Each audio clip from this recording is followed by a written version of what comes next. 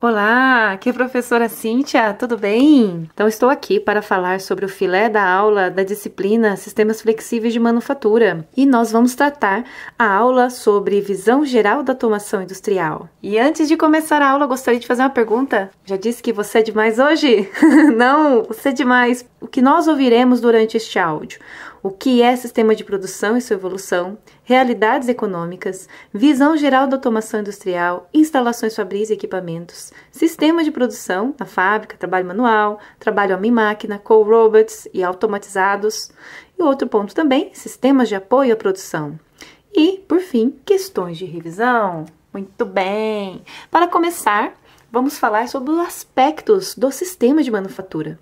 E esta palavra manufatura, ela é uma palavra basicamente jovem. Ela surgiu no ano de 1567 na língua inglesa. O que significa essa palavra manufatura? É uma combinação do latim, que é manus mais factus, que é mão mais fazer, ou seja, fazer com as mãos. A sociedade naquela época já manufaturava algumas coisas, alguns artefatos, e esta manufatura ela vinha de uma complexidade inexistente praticamente. As pessoas fabricavam em pequenas lojas ou propriamente em casa, dentro do próprio ambiente familiar. Existiam poucos funcionários e as pessoas que manufaturavam estas peças, elas eram polivalentes e policompetentes, ou seja, elas dominavam todo o processo produtivo, desde o início até o final. Se fosse necessário a pessoa fazer qualquer parte do produto, ela sabia. E o método era artesanal, ou seja, não existiam máquinas naquele momento ainda. Existiam algumas pequenas ferramentas que auxiliavam no processo, mas que não podia se dizer que eram máquinas, eram apenas ferramentas. Ao passar do tempo, a sociedade foi evoluindo e aí a gente entrou no nível 2. Foi o marco, uma data específica que poderíamos lembrar, que era a Revolução Industrial. A primeira Revolução Industrial foi o momento em que a sociedade criou fábricas, haviam muitos operários no mesmo local, eu tinha especialização de tarefas, uso de máquinas para processar e o produto deixou de ser simples e passou a ser complexo. O que aconteceu neste exato momento? Houve um estudo do professor Agnus Madison, ele nasceu em 1926 e morreu em 2010, foi um estudioso em que ele pegou o produto interno bruto do mundo e descobriu o seguinte: basicamente em torno do ano de 1800, o PIB do mundo ele vinha numa escala linear levemente ascendente. E quando veio a Revolução Industrial, o PIB começou a aumentar exponencialmente. Houve uma explosão de riqueza na história. E ele que foi a pessoa que identificou este comportamento da geração de riqueza no mundo. A indústria veio para trazer conforto, veio para trazer acesso aos materiais do que aquilo que não existiam antes e muito mais do que isso, a expectativa de vida. A partir daquele ano de 1800, a expectativa de vida das pessoas começou a aumentar. As pessoas vivem mais. Desde aquele momento, a sociedade foi evoluindo, a indústria foi evoluindo, as tecnologias foram evoluindo. E hoje nós chegamos num novo nível de industrialização, em que o planejamento e controle apurado fazem-se necessários para que eu consiga engendrar toda esta complexidade de indústrias e pessoas. O escalonamento e o progresso nas fábricas, eles acontecem de uma forma muito rápida e consistente. E ainda mais, eu preciso de uma coordenação entre as fábricas,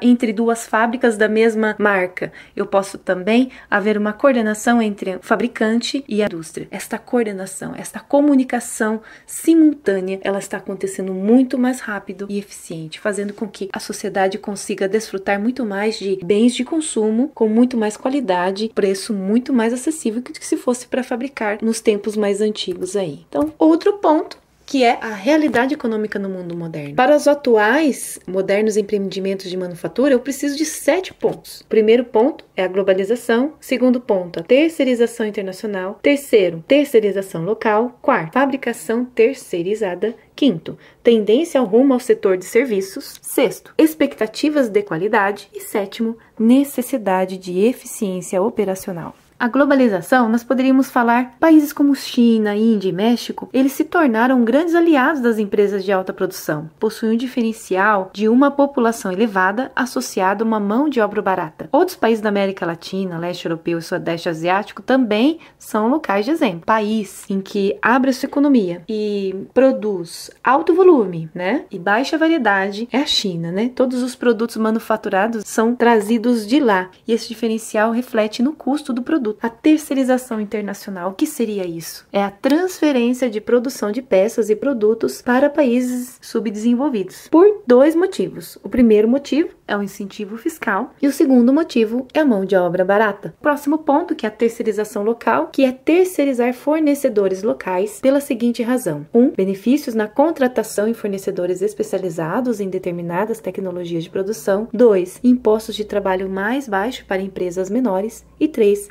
Limitações da própria capacidade de produção disponível. Imagine a Volkswagen hoje, neste momento, produzindo seu carro e produzindo todas as peças que ele monta. Volkswagen, ela é uma montadora, então ela não fabrica todas as peças. Ela pode até fabricar algumas, mas não é na sua totalidade. Fabricação terceirizada. São empresas especializadas em produtos completos, não somente em peças. O terceiro produz o produto completo, se especializa unicamente na produção e a responsabilidade do cliente em projetar e comercializar os produtos. Um exemplo disso é uma empresa que chama Cápsula com K. É uma empresa brasileira e ela fatura R$1 milhão por dia. Isso mesmo, R$1 milhão por dia. Setor de serviços, qualidade e eficiência, né? Então, apenas observando na economia norte-americana, houve uma queda gradual no número de empregados diretos na produção, enquanto que aumentou a demanda no setor de serviços. O que seria esse setor de serviços? Saúde, alimentação e varejo. Ou seja, a industrialização, a robotização das indústrias não significa um fator de desemprego, e sim um deslocamento dessa mão de obra que estava num lugar específico e foi para um outro. Expectativas de qualidade. Tanto os clientes internos quanto os externos exigem que os produtos adquiridos sejam de alta qualidade, e a expectativa é de que a qualidade seja perfeita. Necessidade de eficiência operacional. A eficiência na produção é uma necessidade básica para se diferenciar de seus concorrentes internacionais. Nos concorrentes, a vantagem é mão de obra barata, e o objetivo nos países desenvolvidos é se superar nos processos de alta variação e baixo volume, que é onde a gente entra, a parte da automação. As 7 modernas abordagens e tecnologias. Para que a indústria de produtos possa competir de forma bem-sucedida, ela necessita de 6 modernas abordagens e tecnologias. A primeira, que é a automação. Segunda, tecnologias de manuseio de materiais. Terceira,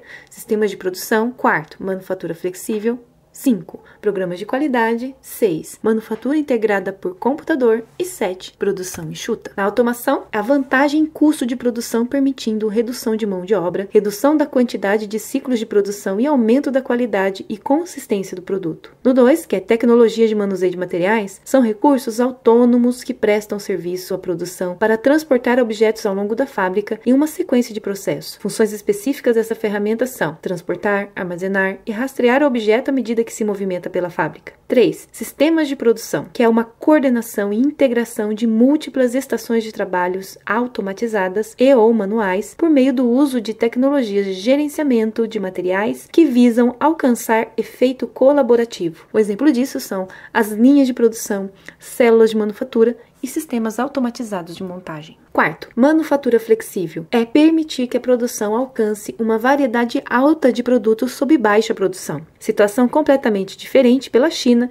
que produz baixa variedade e em alto volume. Quinto, programas de qualidade. São técnicas de controle estatístico de qualidade e Seis Sigma. São ferramentas de se alcançar níveis de qualidade elevado esperados pelo consumidor. Sexto, manufatura integrada por computador. É a rede integrada de computadores para operações de produção e logística. Eu tenho 2 tecnologias dentro desta manufatura integrada por computador. É o CIM, do inglês Computer Integrated Manufacturing, e as suas tecnologias constituintes, que são CAD e CAM. CAD, que é o projeto auxiliado por computador, e CAM, manufatura auxiliada por computador. E por último, produção enxuta, que é realizar um número maior de operações com o mínimo de recursos. Envolve técnicas de aumento de produtividade no trabalho e da eficiência operacional. Este último item devemos ao sistema Toyota de produção. Agora, no próximo, vamos falar sobre o sistema de produção, que é um conjunto de pessoas e equipamentos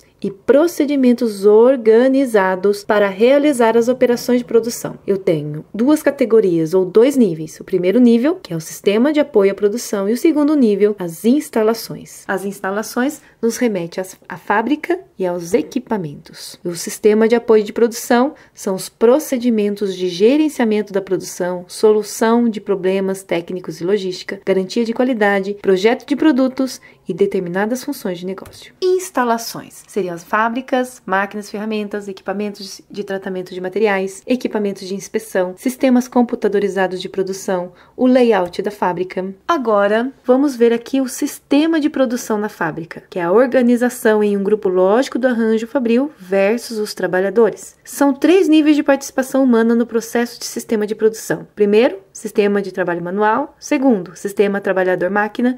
E terceiro, sistemas automatizados. No trabalho manual, um ou mais trabalhadores executam tarefas sem ajuda de ferramentas motorizadas. Eles fazem uso de ferramentas manuais que demandam força e destreza. No sistema de trabalho manual, o trabalhador ele entra full no processo. No próximo, que é o sistema trabalhador-máquina, os trabalhadores operam um equipamento e isso pode incluir combinações. Cada uma das partes agregam e complementam valor ao processo. Um exemplo disso é um torneiro mecânico usinando uma peça e os sistemas automatizados, que é executado por uma máquina sem participação direta de trabalhador humano. E eu tenho os 2 níveis, semi-automatizado e totalmente automatizado. No semi-automatizado, a máquina executa parte do ciclo de trabalho, o operador opera a máquina no restante do ciclo. O exemplo disso é uma máquina CNC. E o totalmente automatizado, que é a capacidade de operar períodos mais longos sem atenção humana. Contato com o operador humano após muitos ciclos de operação. O exemplo disso é uma fábrica de injeção plástica.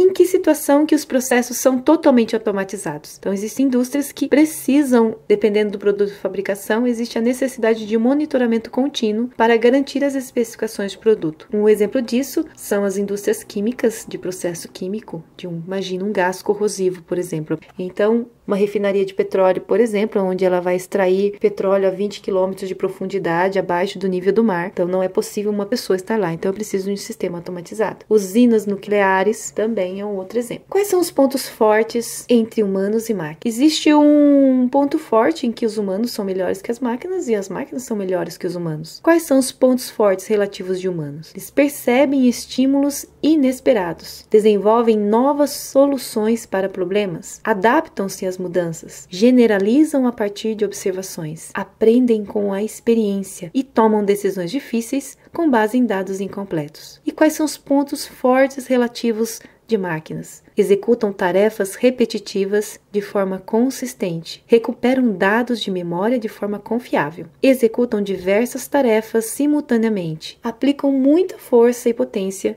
e executam cálculos simples com rapidez e tomam decisões rotineiras rapidamente. Muito bem! Chegamos agora a questões de revisão. Vou ler as perguntas e você, ao final de cada pergunta, dê um pause e mentalize a sua resposta. Questão 1. Foram citados algumas realidades com as quais os empreendimentos modernos de produção devem se preocupar. Cite 4 das realidades. Questão 2. O que é um sistema de produção? Questão 3. Os sistemas de produção devem ser divididos em 2 níveis ou 2 categorias. Cite quais são e defina-os de forma breve. Questão 4. Os sistemas de manufatura são divididos em 3 categorias segundo a participação do trabalhador. Quais são os sistemas de manufatura e como eles se diferenciam entre si? Muito bem! Parabéns, um forte abraço e até a próxima!